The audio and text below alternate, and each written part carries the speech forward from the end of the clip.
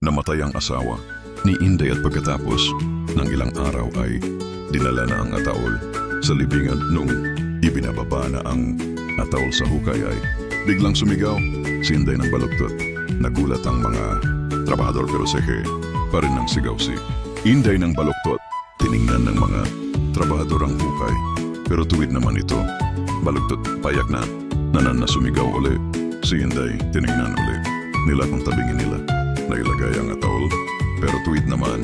Ito talagang hindi nila malaman kung bakit sigaw ng sigaw si Inday ng baluktot nang hindi na nila makayanan ang walang tigil na pagsigaw ni Inday ng baluktot. Nagtanong na ang isang trabahador, ano po ba ang problema at sigaw kayo? Nang sigaw ng baluktot maayos naman ang hukay at ang ataol, mga wala kayong galang pasigaw naman. Na sumagot si Inday, ano ba problema? Niyo'y baluktot ang palayaw ng asawa ko. Usapang kililing lang.